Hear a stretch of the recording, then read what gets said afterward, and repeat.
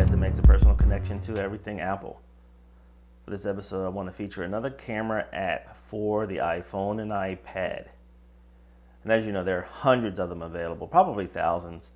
It's really hard to find the right one. What sets one application apart, at least for me, it's always the UI. And that's what is unique about the application that I'm featuring today, which is Gridditor by Tai Shimizu. Okay, so let's go ahead and open up the application Gridditor.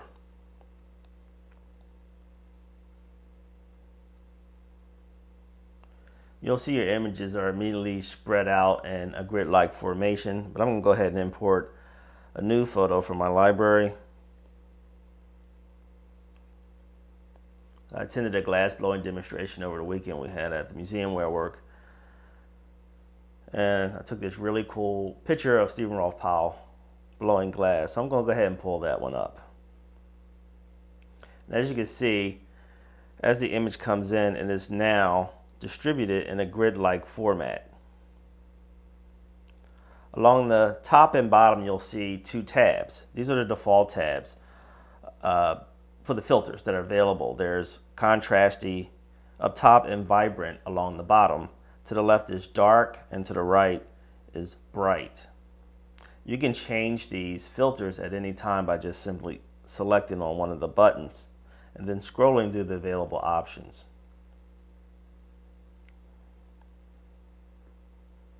If you want to adjust your filters ahead of time, you just click on the settings tab, and on the left hand side here you can see all the filters that are checked. That means that I want all of those available at any given moment, whether it's on the left, right, top, or bottom.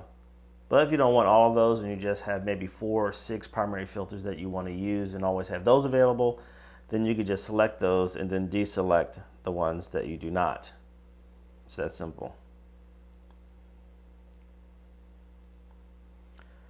And as you're moving across the application, you'll notice that the pictures change according to the filters that you have set up. So up top I have contrasty, so I'm going to get more contrast the more I scroll to the top.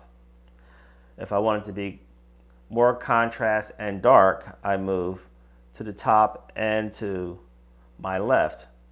And you see I get more contrast and it gets darker. However, if I want it to be brighter and vibrant, which are the two tabs on the bottom and right, then I move the grid in that direction.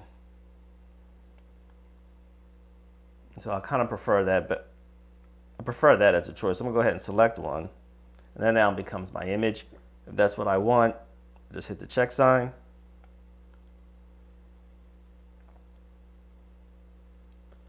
And that's now my primary image, and all the images have shifted now in accordance with that particular image. Really cool. I mean, it's that simple, but what really makes it special is the UI. Now again, if I wanted to change these settings, I could. If I wanted, so you notice that the default settings changed too. Now I have soft along the bottom and bleach bypass along the top. But again, you can change them by just scrolling through and adding the effect that you want. So maybe you want to try out toy camera.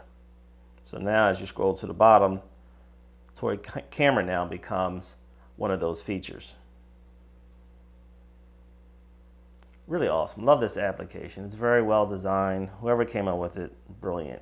It's almost too simple and yet brilliant at the same time.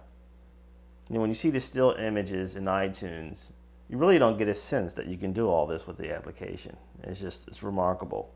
Once you have the image that you've edited complete, it'll be highlighted, and then you can just hit the export button.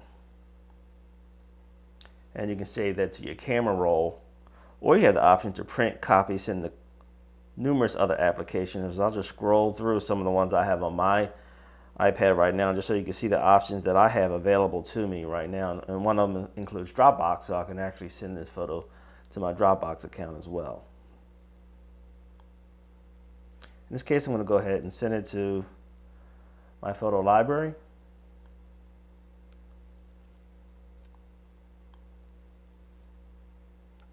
And voila, there you go. There's my photo. Well, I hope you enjoyed this episode of my Apple podcast. Gridditor is really a great photo editing app that's simple and easy to use with a beautiful user interface. My name is Tim Brown. Thanks for tuning in to my Apple Podcast. Check me out next time.